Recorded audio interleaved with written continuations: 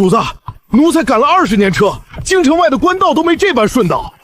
这平江县怕不是走错了地方。户部卷宗上写着，这县大旱5年，十室9空。这等穷极深恶的贼窝，哪来的钱修这等好路？有刺客！主子！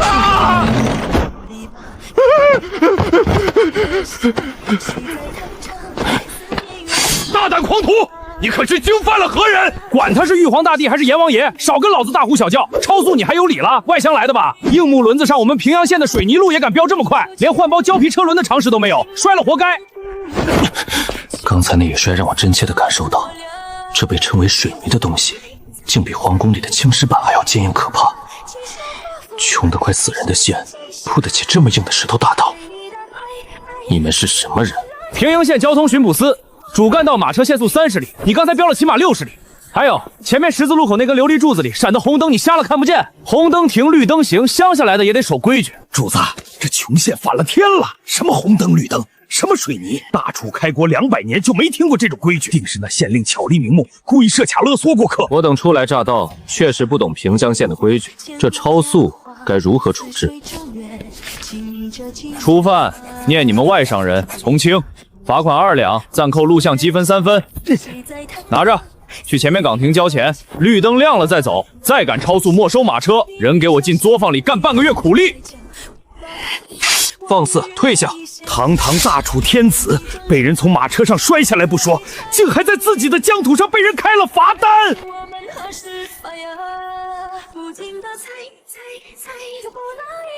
好一个平江县，好一个罚单。福海，去交钱。进城，进城别打听我们县太爷啊！为何？问的人太多，烦！你们这些外乡人一进城就以为我们县太爷贪了赈灾款，他贪个屁！行了，绿灯亮了，赶紧走吧。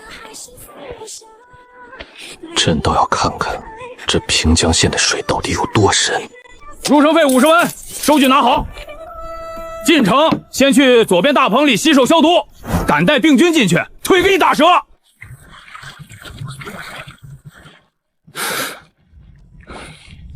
桃梦酸钾水，洗手，手完再喝一碗那边的盐糖茶，快点，后面还排队呢。放肆！你敢让我家老爷喝这种来历不明的东西？不喝滚蛋！平江县防疫条例第3条，外来人员强制消毒。极品青盐，还有白糖。我在宫里吃的御用青盐，也不过如此纯度。这平江县居然拿青盐和白糖给进城的流民免费喝。开仓放粮，平和县修得起10多路，凭什么不给我们一口吃的？冲进去，砸了狗官的牙！主子，闹民变了，咱们快躲躲吧！急什么？5000流民冲衙，这平江知县今日若是处置不当，就是死令一条。都给老子闭嘴！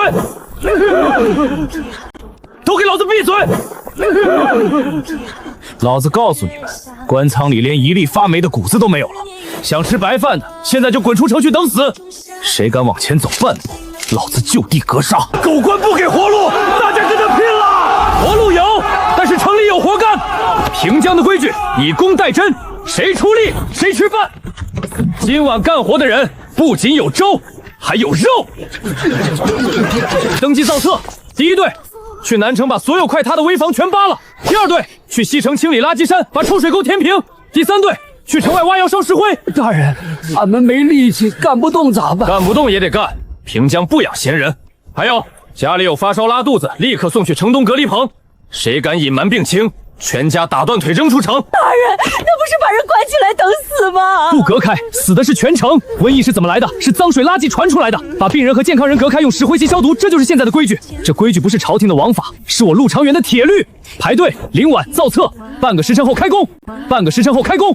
大楚朝建国以来，遇到旱灾瘟疫，地方官只会写折子哭穷。可这个陆长渊，竟然用片区隔离、垃圾消塑、以工代赈，把一场必死的民变变成了几千个免费的劳动力。主子，这陆大人还真有手段。那80万两赈灾银虽然被他用来铺路了，但至少这粥里是真有肉啊，也不算全贪了。主子息怒，奴才说错什么了？蠢货！朝廷今年的80万两赈灾银10天前才刚从户部批下，现在还在运往平江的路上，他1两银子都没收到。什么？路不是赈灾款修的，精盐不是赈灾款买的，肉更不是赈灾款熬的，银子没到。他用什么修的那条石头大道？用什么给这几千人喝精盐水？满朝文武都在骗朕，这平江城根本就没拿朝廷1分钱。走去集市，朕要亲自查清楚。走去集市，朕要亲自查清楚，这个陆长院到底在这座死城里造了什么富可敌国的摇钱树？更让我觉得毛骨悚然的是，人竟然没有看到一个衣衫褴褛的乞丐，连一个跪在地上卖儿育女的灾民都没有。福海，逢大灾之年，流民必聚于州县街市乞讨。平江县大旱5年，怎么街上连个讨饭的都没有？主子，奴才也纳闷呢，莫非是那陆长院为了粉饰太平，把乞丐都杀光了？杀光了几万人，你当这满街的百姓是瞎子吗？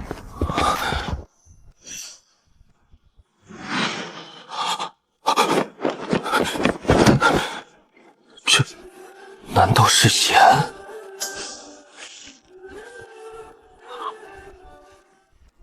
无苦无涩，极咸极纯，这分明是比宫里御膳房层层提存出来的贡盐还要好上10倍的极品雪花盐。大楚朝的盐铁皆是官营，哪怕是京城达官贵人吃的清盐，也多少带着些黄沙和苦涩味。只有皇帝御用的贡盐，才能达到这种雪白纯净的程度。可现在，这种无价之宝，竟像破铜烂铁一样被装在粗麻筐里，摆在平仁县大街上叫卖。这盐怎么卖？这盐怎么卖？白盐2文钱1斤。2文钱1斤？放肆！京城官营的粗盐，掺了沙子的黄盐都要50文1斤，你这比贡盐还纯的雪盐，你卖2文钱？你知不知道贩卖私盐是掉脑袋的大罪？私盐？我呸！外乡来的土包子吧！这盐是我们陆大人带着城外化工厂的工人用滤池和什么蒸馏法自己提炼出来的。我们平江县户户都吃这个，盐是人的命脉，不吃没力气干活。陆大人说了，盐就该像白水一样，家家户户都买得起。卖贵了，那才是逼百姓去死，那才是逼百姓去死，那才该查办。看你们穿的人模狗样的，连盐都不懂，买不买？不买滚蛋！别挡着老娘做生意！你这泼妇！退下！2文钱1斤的营盐，好一个家家户户都买得起。我自诩勤政爱民，可我治理下的京城，百姓为了买1斤苦涩的粗盐，要花去半个月的工钱。而在这个被朝廷定义为死城的地方，老百姓竟能花2文钱吃上连我这个皇帝都吃不到的极品雪花盐。大娘，我且问你，你们平阳县大旱了5年，去年到底饿死多少人？饿死人！客官，您脑子没进水吧？您睁大眼睛看看这条街，我们平乡县自从陆大人来了这3年，连条狗都没饿死过，连条狗都没饿死过。这不可能！5年大旱，颗粒无收，连地主家都没有余粮，穷苦百姓怎么活下来的？为何满街连个要饭的都找不着？要饭？要什么饭？谁家要是真揭不开锅了，就去县衙的民生司登个记，按人头借粮，到了秋收再还。借粮，利息几何？利息？什么利息？陆大人说了，那叫无息救助贷，不要利息，只还本粮，还不上还可以去修路抵债。哼，放利钱逼死老百姓的，那叫吸血。我们陆大人那是活菩萨。不要利息，以工代赈，2文钱的银盐。福海，户部的卷宗上究竟是怎么写平江县的？户部的卷宗上究竟是怎么写平江县的？写的是地也民贫，饿殍遍野，年年大灾，岁岁要钱，今年又要了80万两。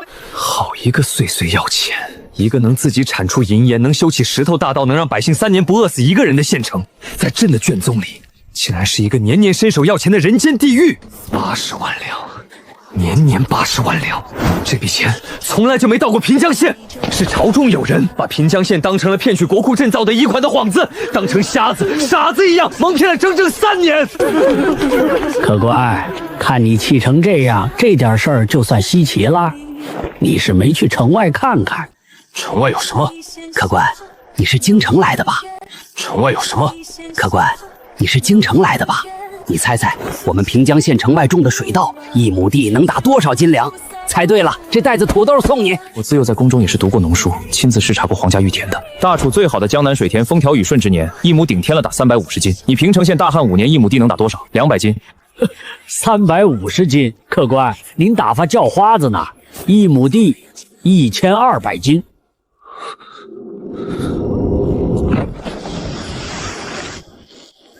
1200斤，放你娘的狗屁！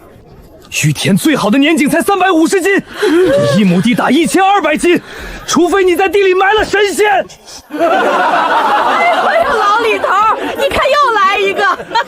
京城里来的大官就是没见识，跟上个月那个被抓起来的钦差一个德行。京城里来的大官就是没见识，跟上个月那个被抓起来的钦差一个德行。神仙没有，但我们陆大人带着造出来的化肥有。走，老汉今天带你去地里开开眼，免得你回了京城还以为全天下的地都只能打那可怜巴巴的300公斤。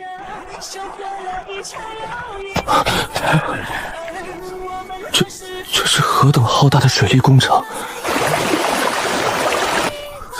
这水渠也是用水泥砌的。看傻了吧？大旱5年算个屁！陆大人带我们挖穿了后山的地下河，用水泥修了这水网。只要地下河不干，我们平阳县就永远没有旱灾。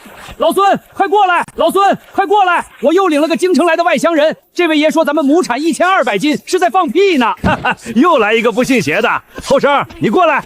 老人家，我自幼熟读齐民要录，通晓天下农桑。地利有极，岁有风感，此乃天道。江南最肥沃的御田，最好年光也不过亩产350斤。你说1200斤，除非这土是金子做的。呸！什么狗屁齐民要墨，全是放屁！堂堂天子，居然被一个泥腿子妈放屁！你不信是吧？睁大你的眼睛看清楚！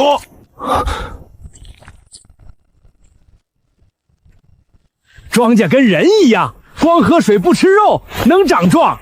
你们读死书的只知道撒粪肥，我们陆大人造出来的这叫化肥，是用矿石、骨粉什么玩意儿在火炉里炼出来的神仙药。1亩地撒上几十斤化肥，这苗就像吃了大力丸一样疯长，一根穗子上能结200多粒谷子。1200斤，1200斤，那是往少了说。化肥。作为帝王，我太清楚粮食对一个国家意味着什么。如果这东西能推广全大楚，那就再也不会有流民，再也不会有造反。哼，你们那什么狗屁御田，伺候皇帝老儿的地吧，守着一群只会念书做官的蠢货，连庄稼都喂不饱，能打300斤我都替你们脸红。大胆！你这粗鄙村夫，竟敢辱骂当今圣人！闭嘴！主子，他骂您是蠢货呀！他骂的对，土是黑的，松软渗油，跟京城御田里板结发硬的黄土根本不是一个东西。老人家，这种籽，这化肥的配方，你们陆大人可曾上报朝廷？这等造福万民的好东西，一旦递到朝廷案前，皇上必然欣慰万分。便是给陆长言一个世袭的侯爵，也全在情理之中。平江一县足可因此留名千古。我这便回京拟旨，召陆长言入河，授他王公之位。上报朝廷，封侯拜相。后生，你是真傻还是装傻呀？你什么意思？3年前，平江大旱，瘟疫死了1万人。我们陆大人写了72封800里加急的折子，求朝廷拨粮拨药。结果呢，朝廷连1粒发霉的米都没给，连个回郡都没下。最后还是陆大人带着我们去山上挖野菜、吃树皮、掏老鼠洞，硬生生挺过来的。既然朝廷都死了，那我们现在就当自己是鬼。我们自己修路，自己熬盐，自己造化肥种地，拼出来的全家命脉，要白白输给那帮高高在上、从不体恤民情的人和那些昏庸的人。要白白输给那帮高高在上、从不体恤民情的人和那些昏庸的人。72封800里加底没收到，朕1封都没收到。我终于明白为什么户部的卷宗上年年写着恶殍遍野，不是陆长龄在骗朝廷。是朝廷里的那帮硕鼠，内阁的那些重臣联合起来，把平江县给彻底屏蔽了。他们不仅吞了年年下拨的80万两赈灾银，还把陆长渊的求救折子全部扣押，把平江县生生逼成了一个法外之地。朕瞎了眼啊！老李、老孙，别种地了！陆大人传令，所有乡亲去府衙广场。咋了？又来流民了？不是流民，是陆大人要升堂了。不是流民，是陆大人要升堂了。审讯上个月那个想偷咱们玻璃配方，还放火烧化肥厂的京城大官。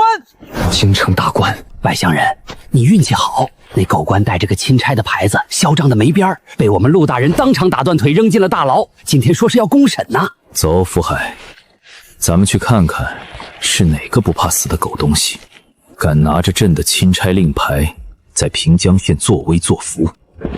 站住！刚下过地吧？看公审可以，先去那边洗手净面。平江的规矩，不消杀，不准入人群聚集地。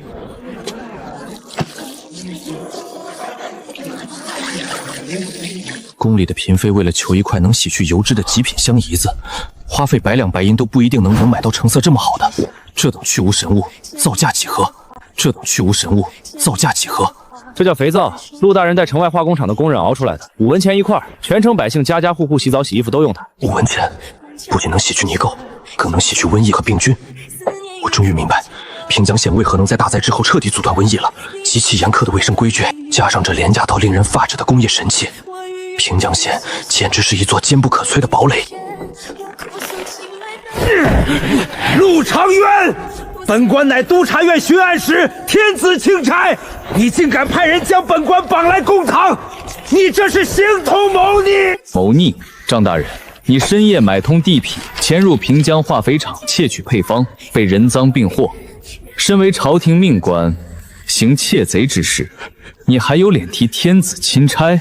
你还有脸提天子钦差？哼！普天之下莫非王土，平章县搞出化肥、玻璃这等暴利之物，一年揽财数百万两。本官是奉了朝中诸位阁老之命，替圣上将这聚宝盆收归国库。你私自节流、拥兵自重，才是真正的死罪。替圣上收归国库，这帮国贼满朝文武瞒着我平江县的情况，吞了年年下拨的赈灾银。现在发现平阳县不仅没死绝，反而成了富可敌国的肥肉，竟打着我的旗号，明目张胆的来抢夺秘方。替圣上收归国库，真是冠冕堂皇的借口。3年前平江县大旱，瘟疫横行的时候，本官递交了72封求援血书，朝廷连1粒米都没给过。如今老百姓靠着自己的双手活下来了，你们倒想起了王土。那是朝廷的规制，那是朝廷的规制，圣上日理万机。圣上坐在金銮殿里的那位，不过是个被你们这群权臣蒙住眼睛、塞住耳朵的泥菩萨罢了。你们借着他的名义敲骨吸髓，却让他背上昏君的骂名。平江县的秘方是全城百姓的命根子，交给你，让你们拿去中饱私囊，然后再让平江百姓饿死一次吗？如果是普通的言官敢这么说，我早就下令将其停兵打死了。可此刻看着满身正气、寸步不让的陆长渊，我心中涌起的不是被冒犯的暴怒，而是一种被狠狠戳中痛处的锥心之痛。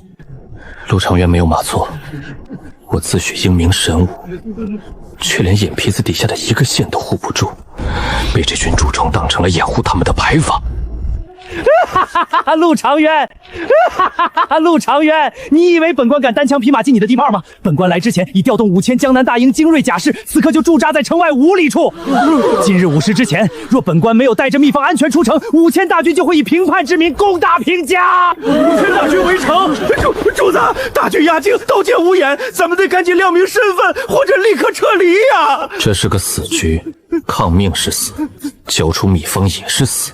这知县要如何破局？5000江南大营的精锐大楚正规军，好，好得很。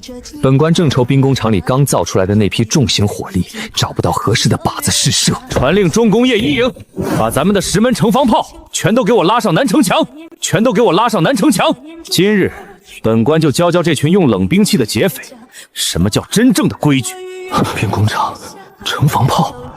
这个把平江县治理的井井无有年轻知县，为了自保，竟然背着朝廷造出了重型军火。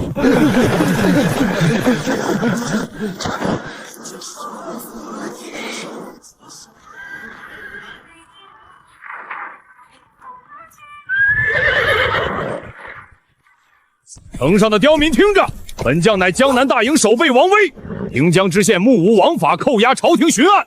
识相的立刻打开城门，交出所有攻防秘方。若敢说半个不字，5000大军庆可让此地寸草不生。5000大军庆可让此地寸草不生。这王维是太子门下的人，满朝文武都知道平阳江县是个死城，王维却能如此迅速地召集5000正规军过来抢图纸，这背后分明是朝中剧作的戏。现在还要动用大军，把平江县老百姓最后一点骨血偿干。主子，完了呀！那是大楚的正规军，平阳县这破土墙怎么挡得住？奴才这就把御赐金牌拿出来，亮明身份保命吧。你敢拿出来，朕现在就活劈了你！5000人围城，王维若是知道朕在这里，为了掩盖他们强抢民财、欺君罔上的死罪，绝对敢伪造辽民作乱，连朕一起乱箭射死。朕倒要看看你陆长渊拿什么来挡这5000虎狼之师。把张大人请上来，让他看看自己的底牌。把张大人请上来，让他看看自己的底牌。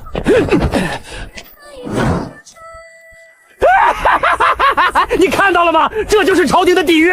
在5000铁甲面前，你那些赚银子的奇技艺术连个屁都不算，立刻放了我！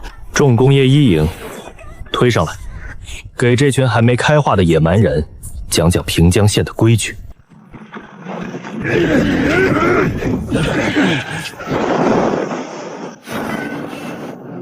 大楚朝并非没有火器，神机营就有铜火虫和虎盾炮，但那些东西不仅射程近，且极易炸膛，连最下等的步兵都不愿意用。可眼前这10尊粗壮的黑铁疙瘩，仅仅是陈列在那里，就让空气都变得凝重起来。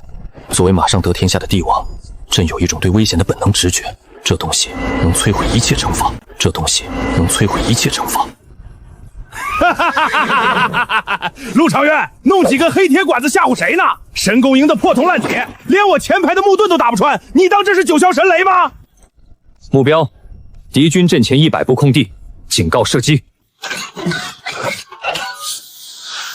6。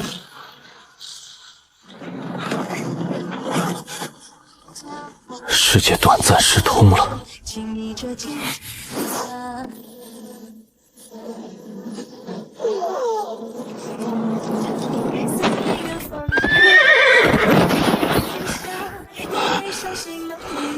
如果刚才那把阵前100步，而是稍微抬高一些炮口，落在我密集的军阵正中央，只需要3发，我这引以为傲的5000精锐就会瞬间变成一地断臂。在这等绝对碾压的武力面前，血肉之躯的兵法和战阵，简直就是一个彻头彻尾的笑话。怪物，那是怪物！王将军，还打吗？刚才这叫高爆开花弹，我身后还有9门没点火，城里还有1000发炮弹。你要是觉得你的5000人能填平这门前的空地，大可以下令冲锋。绝对的火力压制，绝对的降维打击。陆长渊，你私造重型兵火，这是谋逆，朝廷绝不会放过你的！撤退，全军撤退！撤退，全军撤退！退出10里扎营！作为大楚的皇帝，朕此刻的内心翻江倒海，一半是极度的贪婪与渴望，另一边则是深不可测的忌惮与恐惧。有这等神兵利器，大楚铁可以扫平四海，将北方蛮族彻底从地图上发缩去。但同样的，如果这武器对准的是京廷的城门，大楚王朝连半天都撑不下去。主子，这陆长渊手里有这种大杀器，他若是造反，天下谁能挡得住？咱们必须立刻回京，暗中调集10万大军来。愚蠢，调10万大军来送死吗？他有这等火力，逼急了他立刻就能拉起一支横扫天下的反贼大军，绝对不能动。他刚才那一炮没有直接轰击军阵，说明他做事有底线，不想跟朝廷彻底撕破脸，背上反贼的骂名。他造火器是为了自保。福海，换掉口音。从现在起，朕是京城来的大粮商楚老爷。从现在起，朕是京城来的大粮商楚老爷。朕要亲自去会会他，朕要把他的底牌、他的软肋，连同这座平江城的兵工厂，一点一点的全部抠进朕的手里。这是琉璃？不，西域进贡的琉璃也浑浊不堪，不可能如此通透。说是在京城，但是这一个杯子就足以让那些王公贵族砸出1000两黄金，而在平江县，这玩意儿竟被拿来泡待客的粗茶。主子，哦不，楚老爷，这陆知县到底是个什么神仙？化肥、大炮，现在又弄出这种无价之宝，咱们国库跟他一比，简直就像叫花子的破碗。闭嘴，敛心神，莫要露怯。楚老爷是吧？刚才城门开炮，吓跑了一堆外地车商。楚老爷不但没跑，反而敢在这个时候登门拜访，胆色倒是不错。陆大人神威，10门大炮逼退武枪南大营精锐。楚某在京城做了一辈子买卖，还从未见过哪位地方父母官有这等气魄。你不是来夸我的，直说吧，想买什么？盐、化肥，还是刚才城头上的大炮？大人快人快话，若楚某说全都要呢？尤其是那城防重器，楚某愿意出100万两白银买下1门的图纸。朕必须试探他。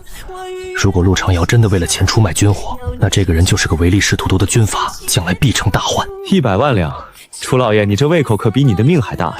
军火不卖，那是平江县百姓保命的底线。你敢开口买，说明你背后的水很深。不过不管你是替朝中哪个王爷还是阁老办事，平江县的规矩只做民生生意，想买别的门儿都没有。不为巨力所动，底线清晰，此人是真正的帅才。既然如此，是楚某唐突了。那不知这等无价之宝，大人打算怎么卖？你说玻璃？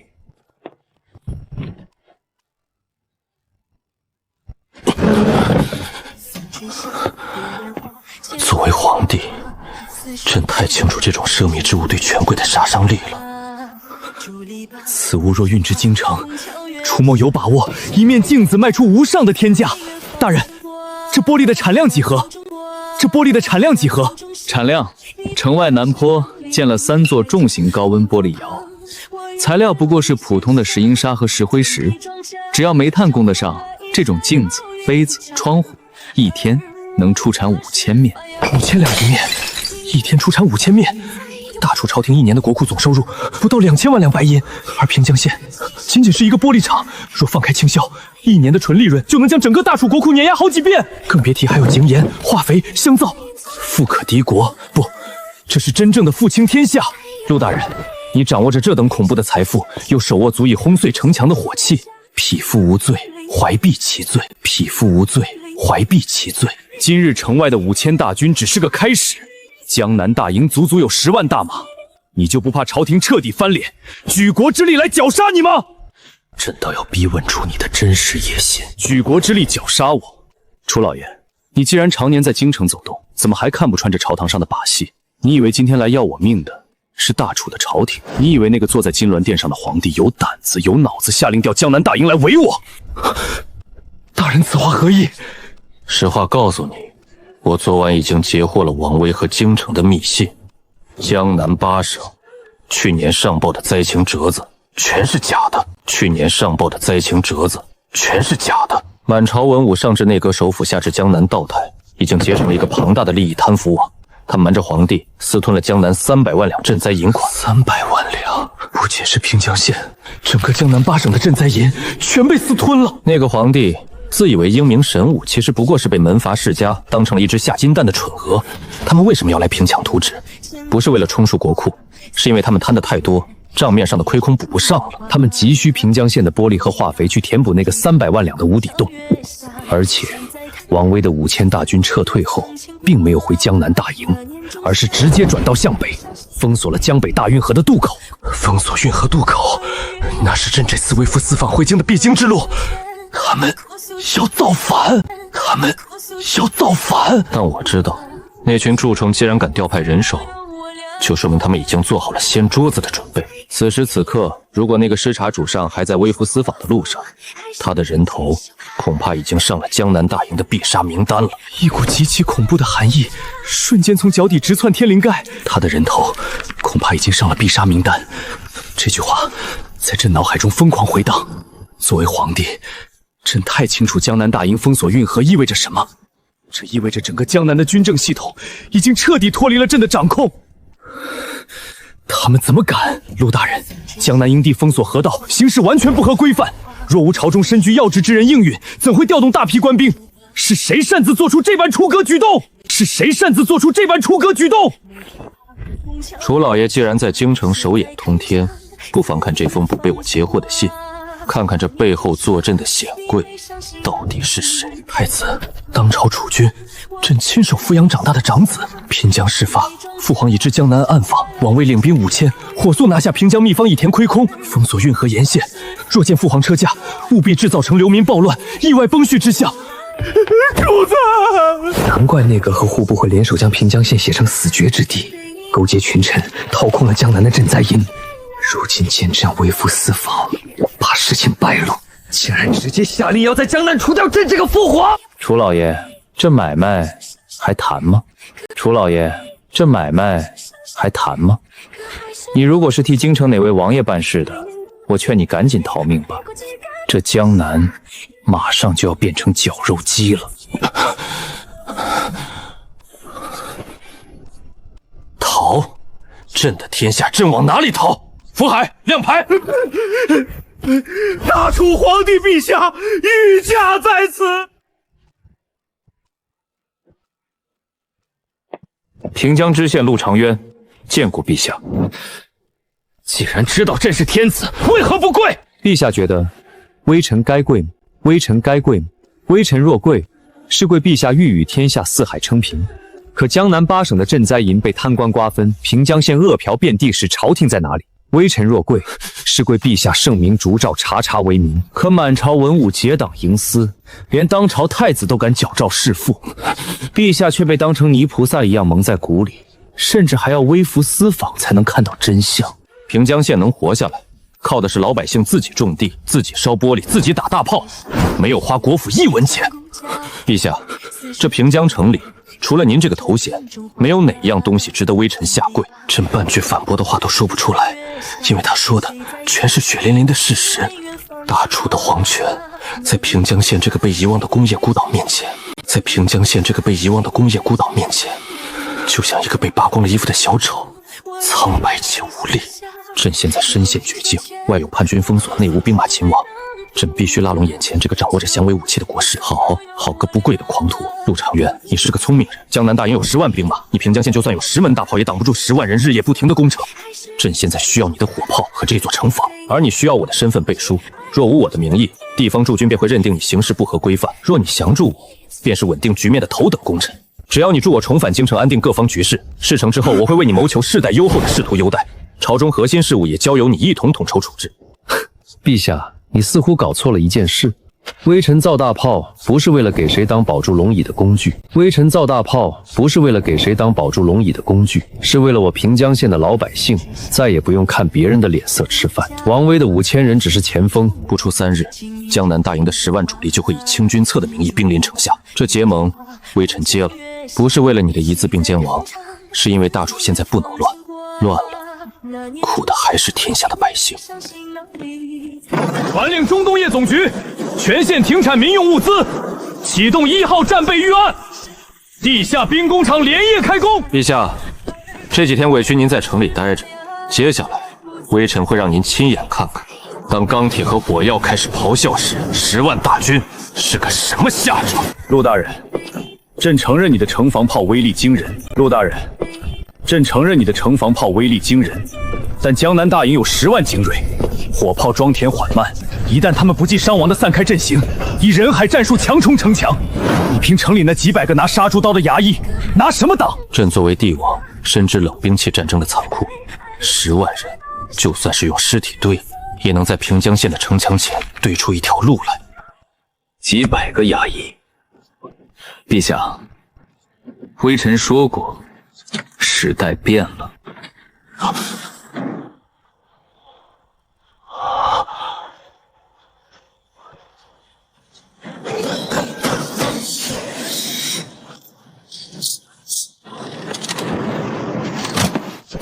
这是什么制法？这是什么制法？大楚兵部的神机营，一个最熟练的老铁匠，精雕细琢1个月，才能打造出一只极易炸膛的铜火弄，而在这里，眨眼间就能造出一把极具杀伤力的金刚火器。这叫标准化流水线。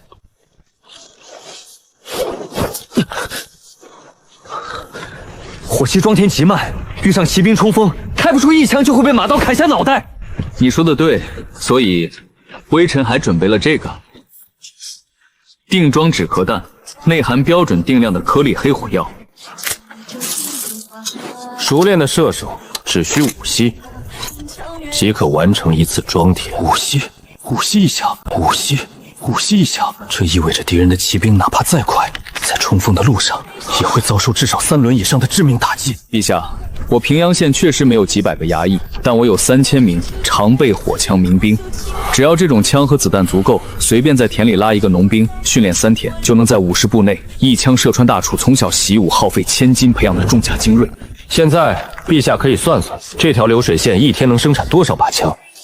一天能制造出多少发子弹？不需要从小练习弓马，不需要苦读兵法韬略，只要这台名为工业的巨手还在运转，它就能源源不断的武装起一支让人绝望的军队。冷兵器时代的高耸城墙，重甲骑兵，在这个地下兵工厂面前，全都被碾成了可笑的齑粉。疯子！你是个彻头彻尾的疯子！你是个彻头彻尾的疯子！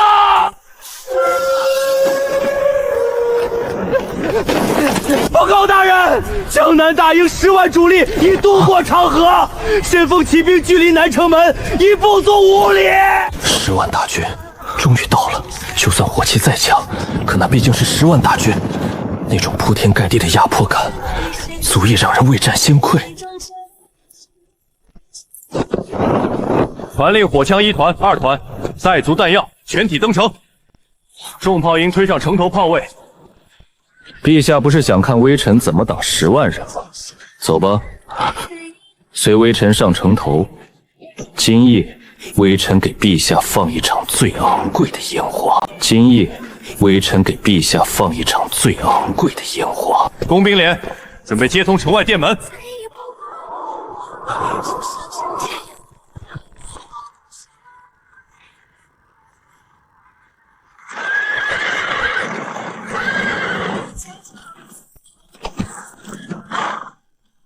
城上的人听着，圣上微服江南，已查明平江知县陆长渊私吞官银，图谋不轨。今有确凿证据，陆长渊已将圣上挟持于城内。本将奉太子殿下千岁之命，兴兵10万，清军侧，诛反贼。破城之后，鸡犬不留，降者免死。好一个太子，好一个赵括，竟然直接把黑锅扣在了陆长渊头上，打着救驾的名义来屠城灭口。只要城墙一破，朕绝对会被他们在乱军中剁成肉念。这帮乱臣贼子，朕要诛他们10族！这帮乱臣贼子，朕要诛他们10族！省省力气吧，陛下，他们听不见您的龙威。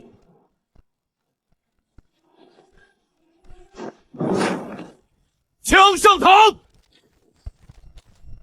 哼，就凭几千根烧火棍，也想挡我10万铁甲？前锋营，盾阵掩护，骑兵2翼包抄，全军冲锋。先登城头者，赏金1000两，官升3级。上！300步，200步，150步。敌军的前锋营已经彻底进入了平江城外的开阔地带，密集的阵型犹如一张巨大的黑毯，铺满了整个平原。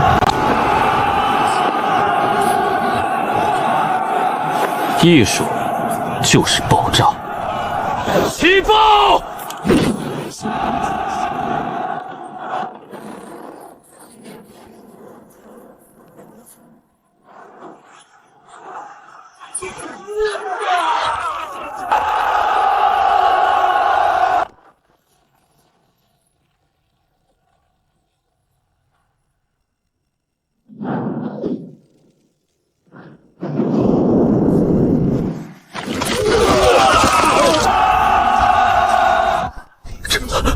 这到底是什么药法？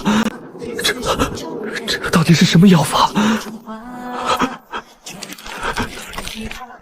没有火炮轰击，没有弓箭齐射，敌人的大军甚至还没有碰到平江县的护城河，脚下的大地就突然炸开了。3万最精锐的前锋营，在这毁天灭地的连环爆炸中，瞬间灰飞覆灭。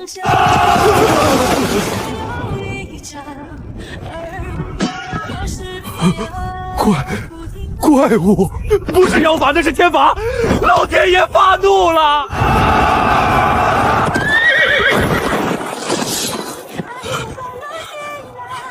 督战队给我上，后退个斩！那是妖人的障眼法，他们不可能再放一次，给我继续冲！他们不可能再放一次，给我继续冲！既然来了，就就别急着走。传令火枪1团、2团，3段机准备，城防重炮营装填流血弹，目标敌军中军大旗，开火！朕亲眼见证了旧时代的终结。朕一直以为，皇权的稳固在于平衡世家，在于掌控100万大军。可今天，陆长渊用300颗地雷和3000火枪，将朕固有的帝王认知炸得粉碎。当武力被工业化量产，当匹夫拿着火器就能轻易射杀苦练10年的重甲甲士时，传统的皇权威严还能剩下多少？陛下受惊了，叛军已退。陛下受惊了，叛军已退。江南大营伤亡过半。短时间内，他们没有胆子再来平阳县送死。陆长渊，你给朕上了一堂极其生动的课。10万大军溃败，赵括一旦逃回京城，太子教诏弑父的阴谋就会大白于天下。但太子监国，手握经营20万兵马，江南又被乱臣封锁，朕现在困守孤城，天下之大，竟然只有你这平江县一处立足之地。你手里有足以横扫天下的火器，却未对中军的赵括赶尽杀绝，更没有打出反旗，说明你心中还认朕这个皇帝。微臣是朝廷命官，平江县的老百姓也是大楚的子民。微臣遭大炮，是为了守土保民。微臣遭大炮，是为了守土保民，不是为了掀起天下大乱。好一个守土保民！既然你认朕是天子，那朕今日就将这大楚的国运托付于你。平江知县陆长渊听旨。微臣接旨。太子矫诏谋逆，江南文武皆叛。朕今特封陆长渊为平叛大都督，赐9龙金牌，如朕亲临，节制江南，关北一切兵马。朕命你即刻点齐平江兵马，护驾回銮。沿途若遇阻拦，无论皇亲国戚、世家门阀，皆有先斩后奏之权。这样，你带着你的火枪和大炮，将朕安安稳稳地送上金銮殿。这就是朕的阳谋。既然我无法控制你，那就赋予你名正言顺的最高合法性。既然我无法控制你，那就赋予你名正言顺的最高合法性。用皇权的法理，把你这头工业巨兽彻底绑在朕的战车上，去对付京城里那个想杀亲爹的逆子。我要的就是这个大义名分。没有皇帝的旨意，我带兵出现就是反贼，平江的工厂就会永无宁日。但有了这块牌，我就是奉旨前方的国士。我不仅能名正言顺地把工业体系推向全国，还能借此机会把京城那帮吸血的贪官一网打尽。重工业1营、2营全体集结，火炮营推上平板马车，传令全军即刻拔营，护送圣上回京。挡我者，皆为乱臣贼子，杀无赦；挡我者，皆为乱臣贼子，杀无赦。父皇，见你一生勤政爱民，却不想为抚江南时，竟遭平叛贼陆长渊毒手，未能替父皇挡下这泼天大祸。殿下节哀，国不可一日无君。先帝崩殂，平江反贼又在江南肆虐，为了大楚江山社稷，即刻登基正位大统，以安天下民心。臣等恳请殿下即刻登基。不可！父皇尸狗未寒，大仇未报，孤怎能在这个时候登基？殿下，江南大营赵括将军已飞鸽传书，10万大军已将平江县团团包围，那陆长渊插翅难逃。只要殿下登基，名正言顺地下达剿贼圣旨，3日之内，赵将军必将贼首的脑袋悬于午门之外。3日之内，赵将军必将贼首的脑袋悬于午门之外，以继先帝在天之灵。只要做下去，我就是这大楚江山的新主人。曾经那个高高在上，随时可能废掉我太子之位的父皇，已经变成了江南的一盆黄土。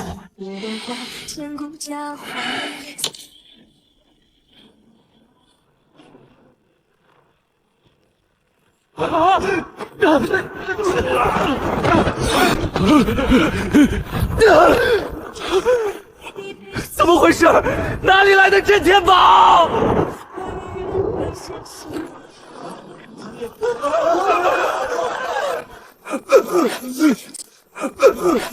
殿下，不好了！南城门被人强行轰开了！京城南门乃是金刚包边3丈厚的青石城墙，就是10万人砸上1个月也砸不开，谁轰开的？是一群穿灰衣服的贼军，他们没有工程云梯，只有10几根黑铁管子，那管子里喷出妖火，只一击，3丈厚的城墙就塌了一半啊！灰衣服的贼军，黑铁管子，这世上怎么可能会有这种军队？赵国的10万大军不是把平江围死了吗？殿下莫慌，京营还有20万大军驻扎在城外，只要关闭宫门，死守内城，贼人插翅难飞。死守内城，贼人插翅难飞。不用死守了，张大人。那年仲夏，你背上行囊离开家，墓道旁，我日月来闲暇，天地庄稼，逆子，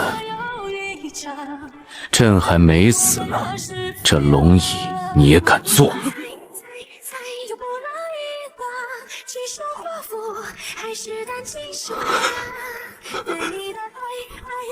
父皇，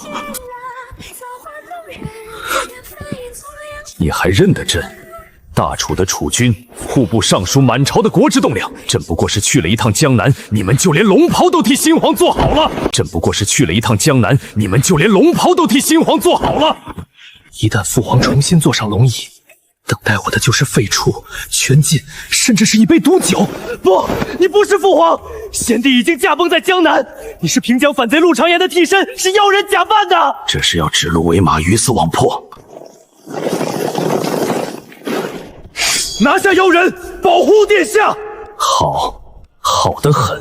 满朝文武、禁军护卫，全成了你楚云的私兵。陆长渊，微臣在。既然他们不认朕这个天子，那就用你的规矩教教他们怎么认主子。遵旨。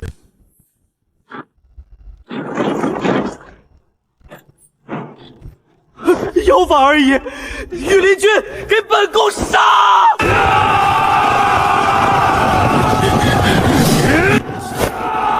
开火！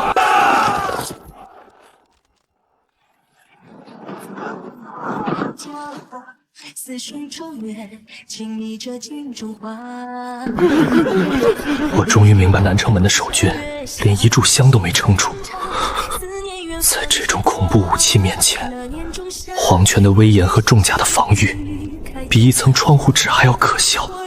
殿下，殿下快起来！城外还有京营的20万大军，只要我们拖住他们，京营看到内城火光，必定会杀进宫来侵唐。京营看到内城火光，必定会杀进宫来侵唐。他们只有3000人，火器再厉害，火药也有用完的时候，他们杀不完20万人。对，我还有20万京营。20万京营，1号炮位，给太子殿下和张大人听个响。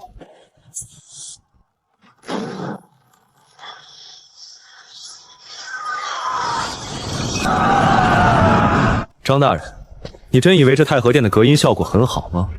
我们从南门一路轰到太和殿，火炮响了不下50次。如果京营的20万大军真的想来救你们，他们早就在午门外列阵了。可是现在，你听外面除了我们的枪声，有半点京营调兵的战鼓声。火炮的声音震碎了半个京城，驻扎在城外的京营怎么可能听不见？唯一的解释就是京营统帅选择了按兵不动，作壁山关。我们被彻底抛弃了。你指皇太子楚云矫诏谋逆，结党营私，即刻废黜楚军之位，贬为庶人，圈禁宗人府，永不续用。户部尚书张廷玉等一干江南贪腐逆党，恃夺官职，着锦衣卫打入诏狱，抄没家产，夷3族。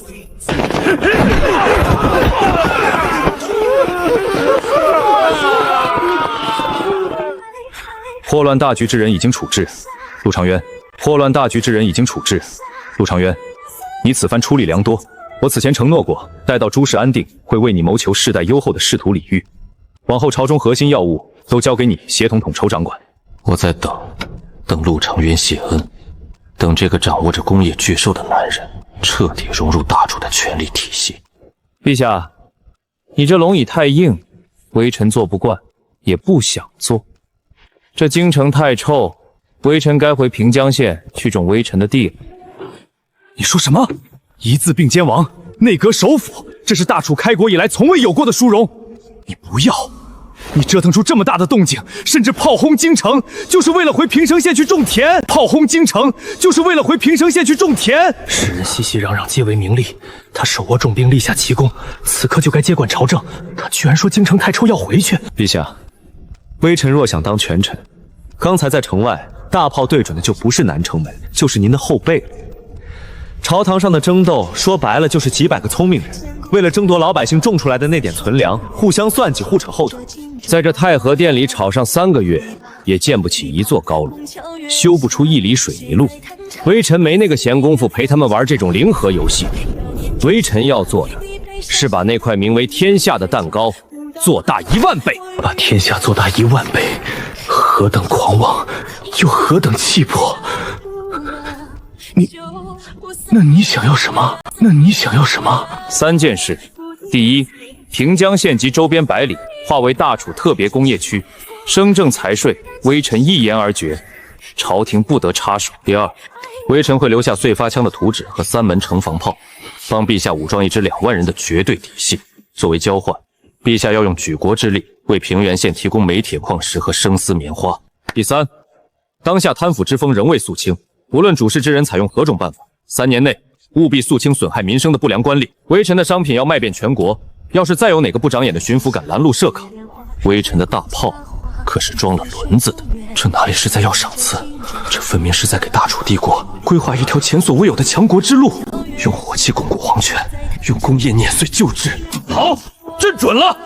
平江特区永不尿税，不受节制。报！启禀陛下，北疆800里加急，北方匈奴大单于不知从何处得知了京城之乱、先帝驾崩的消息，举兵30万铁骑已陈兵雁门关外。匈奴铁骑，此刻京城刚经历内乱，江南大营半残，经营军心未定，匈奴竟然趁火打劫。还有匈奴的使节团打着吊唁先帝的旗号，3天前就已强行入关，此刻已经到了午门外，要求立刻面见新君。放肆！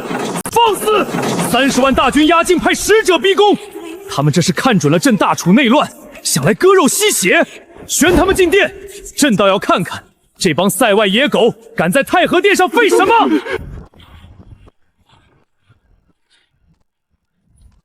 哈哈哈哈哈哈！大楚的皇帝陛下，看来我们大单于的消息没错，你们中原人果然自己杀起来了。听说你们换了新皇帝，无所谓了，我代表大单于来给大楚的新主子送一份贺礼。大单于口谕：大楚内乱，国力空虚，为保两国边境100年太平，请大楚即刻割让幽云16州。另外，今年起，岁币增加至白银500万两，丝绸10万匹，铁器10万件，年轻工匠500名。割地，增加岁币，500万两白银，大楚1年的国库也才不到2000万，你们这是要绝了大楚的根！朕若是不答应呢？不答应，大楚皇帝，你似乎没搞清楚状况，这不是商量，这是通牒。30万匈奴铁骑就在雁门关外，只要我半个月内没有带着岁币回去，大单于一声令下，30万铁骑就会踏平雁门关，一路杀到你这京城，就凭你们现在这满地死人的京城和那些连饭都吃不饱的步兵，拿什么挡我匈奴的战马？他说的是事实，大楚现在的确无兵特调，若是30万铁骑南下，后果不堪设想。难道真要签下这丧权辱国的城下之盟？500万两白银，还要铁器？你要的这些东西，国库没有，但我平阳县有。你是谁？我是谁不重要，重要的是，我很欣赏你们大单于的勇气。陛下，这几个蛮子大老远来一趟不容易，把他们直接砍了，显不出咱们大楚的待客劳动。既然他们想看大楚的铁器，微臣斗胆，请陛下移步京城北面的演兵场，微臣亲自给他们展示一下我平阳县最新的铁器威力如何。大楚皇帝，这就是你的演兵场，你们的战马呢？你们的重甲呢？堂堂大楚，难道穷得连给本使车的兵马都凑不齐了？就这点残兵败将，还不赶紧乖乖签了割地赔款的国书，免得我们大单于的铁骑南下，让你们亡国绝种！换作往日，听到这等奇耻大辱，朕必然气得当场吐血。但朕刚从平阳县那个工业怪兽的肚子里走出来，朕太清楚如今的大楚手里握着何等底牌。大胆蛮夷，一群茹毛饮血的野狗，也敢笑话我大楚国库！主子有旨，把平江县的土特产给这帮没见过世面的土包子开开眼！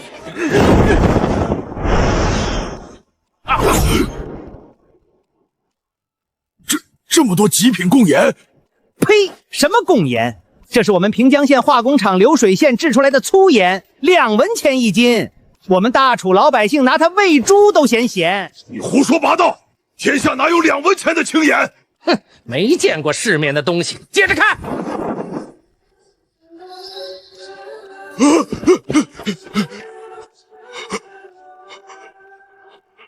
草原上买一面巴掌大的昏暗筒镜都要10张牛皮，我大楚这种1人高的琉璃镜，平江县一天能造5000面。你们刚才说要白银500万两，我们主子说了，只要把这些盐和镜子拉去西域走一趟，赚回来的金山银山能把你们大单于的王镐给活埋了。大楚穷，大楚富得流油。好，太好了！大楚皇帝，我承认你们确实有钱，有能工巧匠，但那又怎样？草原上的法则，有钱没兵的羊，就是给我们准备的肥肉。你们有再多的财宝，没有战马，没有重甲，等我们30万铁骑冲进关内，这些盐、这些镜子，全都是我匈奴的。废话少说，立刻把制造图纸交出来，否则30万铁骑半月内必踏平京城。陆爱卿，这蛮子说大楚没兵是指待宰的肥羊，你刚才不是说要给他们展示一下咱们最新的铁器吗？微臣遵旨。呼延正使，你刚才说他们大单于要10万件铁器是吧？10万件废铜烂铁，大楚不屑给。我送你们一件大的。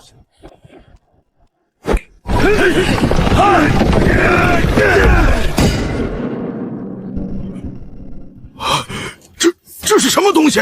大楚的神机火炮，那破烂玩意儿连50步都打不到。看到5里外那个烽火台了吗？就用它给远道而来的使臣听个响。庄田，庄田，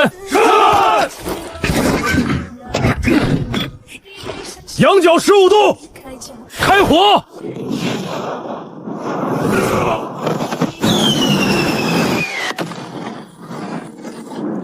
这就是大楚的底气，这就是科技降维打击的绝对。30万骑兵，别说30万，就是300万，在隔着5里地就能把石头山轰成渣的天雷面前，连靠近大楚城墙的资格都没有。血肉之躯怎么去挡这种天罚之力？这不是人间的武器，这是妖术！天神发怒了，不敢了，再也不敢了，不敢了，再也不敢了！找人这就滚回草原，匈奴也世世代代给大楚称臣纳贡，大楚皇帝饶命啊！呼延正使，回去告诉你们大单于，大楚的岁币从今天起1文钱都没有。相反，我要草原上的牛羊和战马，每年按市价的半价卖给大楚商务总局。如果大单于觉得这笔买卖不划算，没关系，半年之后，我会带着1000门这样的重炮，亲自去匈奴王站，找他算算这100年来抢大楚边境的旧账。100年来大楚被外族压迫的屈辱，在这一炮之下烟消云散。哈哈哈哈，痛快！京中所有的帝王芥帝，此刻彻底放下了。得陆长渊一人，胜得天下100万雄师。一党已清，外患已平。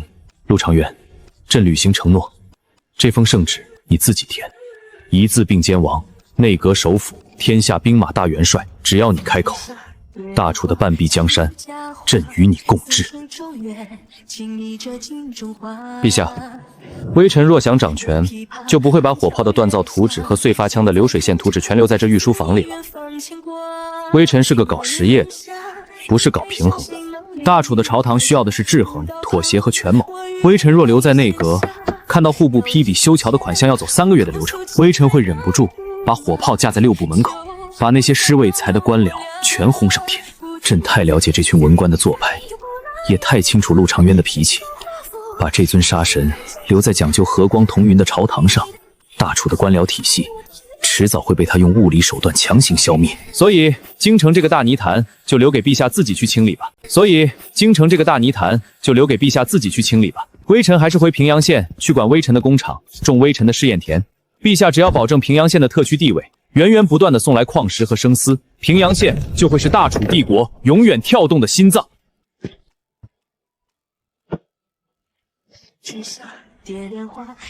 大楚的江山，朕替你守着；大楚的未来，全赖先生了。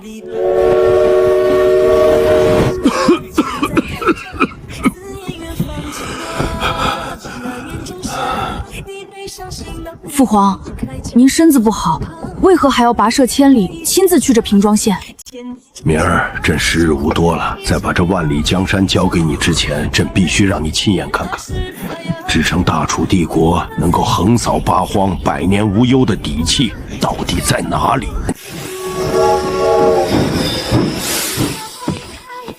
呈现在我眼前的，根本不是我印象中那种城墙高耸、房屋低矮的传统州府。这里是大楚的疆土，这里的百姓为何看起来比京城的权贵还要富足自信？因为这里没有特权，只有规矩和工业的绝对力量。10年了，当年那个只有土城墙的小县城，已经在陆长渊的手中彻底蜕变为了这个时代最耀眼的一座工业奇迹。走，带朕去见见你们的陆总督。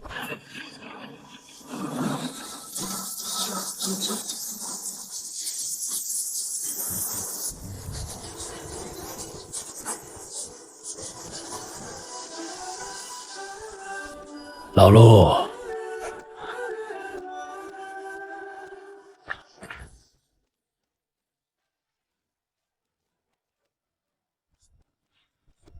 陛下老了。是啊，朕老了，快走不动了。但看到你种出的这片丰收，看到他这不用人力就能收割的铁牛，朕觉得这10年朕在京城杀那些贪官，顶住天下世家的压力，保你平江特区，值了。明儿，跪下！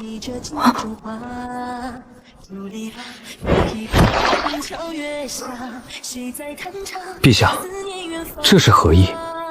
明儿，你记住，坐在金銮殿上，你能号令天下，但在他的面前，你永远要保持敬畏。